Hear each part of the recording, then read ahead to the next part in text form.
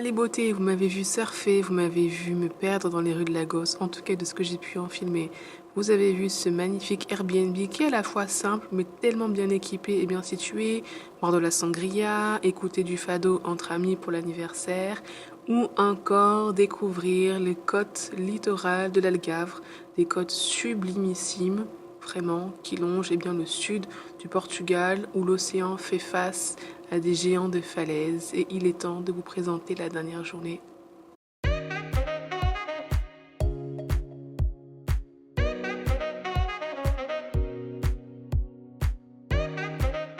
Allez, c'est parti. Donc comme d'habitude, je me réveille sans blague, mais surtout au réveil, je ne comprends pas les gens qui ne font pas ça, c'est toujours une petite goutte d'eau.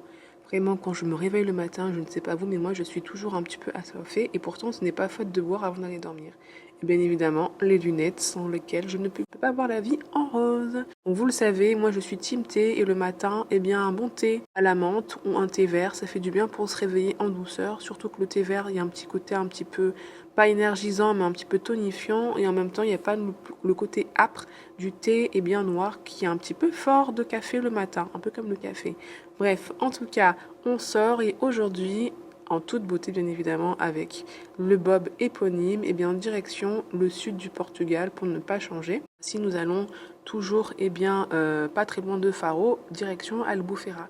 Donc Albufeira, c'est un ancien village de pêcheurs qui est assez connu aujourd'hui, puisque c'est un petit peu une station entre guillemets balnéaire assez réputée, et notamment pour sa vie nocturne.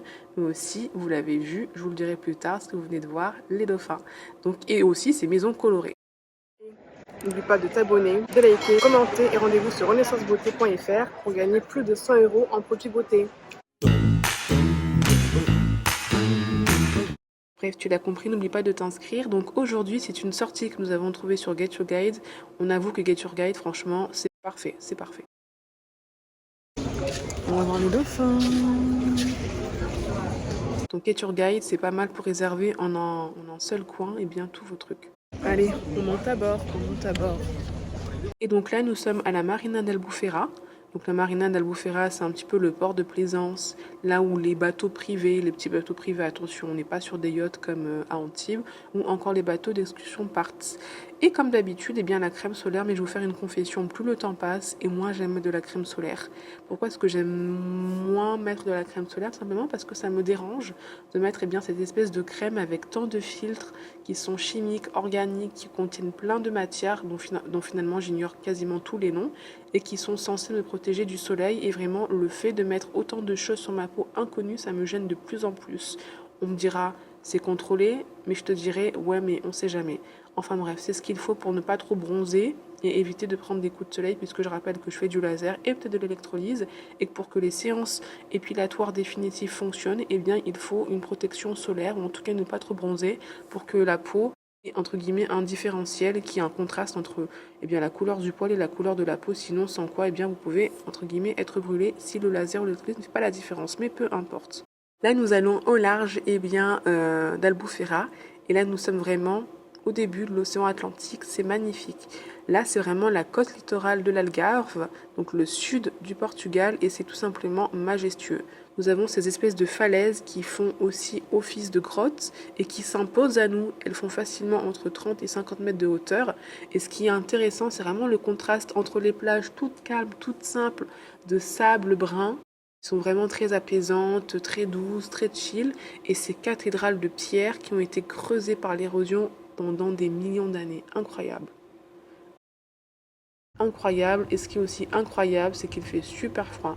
On a beau dire, on a beau être au mois de juin, il y a beau avoir du soleil encore que vous voyez des nuages. Sur l'océan, il fait quand même un petit peu froid. Donc je vous recommande, si vous faites des sorties en mer, particulièrement en mer, plutôt des excursions sur l'océan, c'est de prendre une petite laine, un plaid ou une chemise bien longue, bien épaisse, ne fera pas de mal. Et là, on est finalement pas très loin de là où on était hier. Donc à Lagoa, et là aujourd'hui nous sommes à Albufeira et finalement le paysage est quasiment le même. L'idée c'est vraiment qu'il y a des falaises, des grottes et des criques secrètes. Et une des plus connues d'ailleurs, c'est tout simplement la grotte de Benagil. Et Benagil, nous avons une guide qui est portugaise et qui parlait super hyper bien français. Et en fait, Ben Agil, eh ben, c'est tout simplement de l'arabe qui veut dire Ben Agil, le fils de Gilles en fait, tout simplement. Et donc là, on voit vraiment l'influence arabe, mauresque du sud de la Méditerranée qui commence même parfois un peu dans le sud de la France, qui va bien être prégnant en Espagne, au Portugal et bien évidemment eh bien, le nord du Maroc, de la Tunisie et de l'Algérie. Donc finalement, il y a pas mal de différences et pas mal de ressemblances. En tout cas, on en prend plein les yeux et je vous recommande vraiment de faire cette sortie, faites cette excursion. Ça vaut tous les bons restaurants ou toutes les boîtes de nuit ou tout le shopping que vous pouvez faire pas cher parce que là en plus, on va prendre le large. On va vraiment longer l'océan en direction bien, à la recherche des dauphins et on va commencer à en voir assez rapidement. D'ailleurs, c'est possible des fois de ne pas voir de dauphins. On peut pas les dresser entre guillemets pour leur dire de venir ou pas venir, mais ce jour-là était une journée plutôt bénie puisque nous avons vu des dauphins. Et moi, ça m'a fait une sensation incroyable. C'est un truc de fou. C'est un truc de fou. Et je crois que je suis vraiment une fille de la mer. Entre le surf et les dauphins, ça a vraiment été mes activités préférées. Et les dauphins, ils sont venus vers nous tranquillement. Ils nous ont accompagnés, ils nous ont suivis, même si nous étions un petit peu arrêtés pour les observer. Mais franchement, ça valait vraiment la peine d'avoir un petit peu froid. Eh bien, le long de la traversée sur l'océan Atlantique, vraiment, faites cette sortie. Albufeira, le sud du Portugal, il est possible de voir des dauphins. D'ailleurs, pour moi, apparemment, je crois que c'est possible. La prochaine étape, ça serait éventuellement de voir des baleines. Ça, c'est vraiment mon rêve. Et peut-être nager avec des baleines. Je pense que j'aurais un petit peu peur. Mais vraiment, voir des baleines, ça serait incroyable dans ma vie. Il me semble qu'au sud de l'Espagne, du Portugal, on peut en voir. Bon, là, direction le retour, puisqu'en fait, on ne se rend pas compte. Vous avez vu quelques secondes, mais la sortie a duré quand même bien 3 heures. Et nous retournons vers une ambiance un peu plus urbaine, un peu plus commerciale et surtout un peu plus restauratrice puisqu'il est temps d'aller manger. Car la sortie a commencé à 8 heures, il est déjà presque midi et il est temps vraiment de manger. Alors là, c'est plutôt un manger, petit manger. Et je vais commencer avec une bonne soupe au potiron, j'aime trop. Il a fait froid, j'ai besoin de me réchauffer. Et des espèces de nachos tortillas avec du guacamole, c'était tellement bon. Donc retenez bien le nom de de ce restaurant, c'est Lemon Drops. Il y en a plein sur la marina d'Albufeira, mais franchement, celui-ci ne nous a pas déçus et la décoration était jolie. Donc, Albufeira, on y fera un petit tour, on en a fait un petit tour et finalement, comme je vous disais, c'est vraiment un village de pêcheurs. Il y a pas mal de plages, sans blague, avec du sable. Il reste quelques anciens pêcheurs, mais c'est surtout une cité balnéaire avec de nombreuses maisons aux murs blancs. On est vraiment dans la Méditerranée et bien évidemment un centre-ville assez festif avec plein de restaurants, donc une vraie cité de bord de mer et ces immeubles colorés. Là, il est temps de rentrer, ça ne se voit pas comme ça, mais il est déjà presque la fin de la journée, il est à peu près 18 heures. Et nous rentrons tranquillement à Faro, puisque demain, on va devoir se réveiller tôt. Mais surtout, on aimerait passer une dernière soirée à célébrer, à festoyer, donc on rentre pas trop tard, aussi pour faire les valises. Donc là, nous sommes de retour à Faro. La sorda, Qu'est-ce que c'est? du pain avec de l'ail, de la coriandre et des délicieuses crevettes du Portugal. Restaurant Ado Pinto. Si. Et oui, dernier restaurant au cœur de Faro, j'espère que vous avez noté l'adresse. La Chorba. À Chorda, la Chorba Christelle. Et maman James. Donc vous l'avez bien compris, c'est pas de la Chorba mais à Chorda. Allez.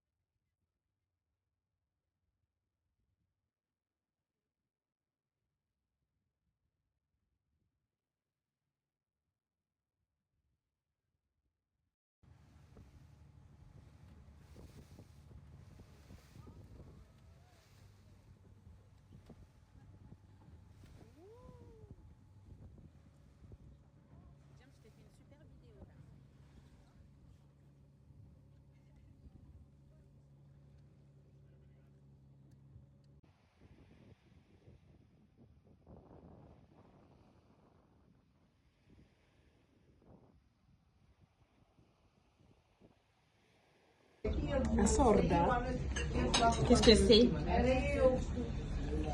du pain avec de l'ail, de la coriandre et des délicieuses crevettes du Portugal. Miam. Restaurant Allo Pinto. Pinto, oui. Si.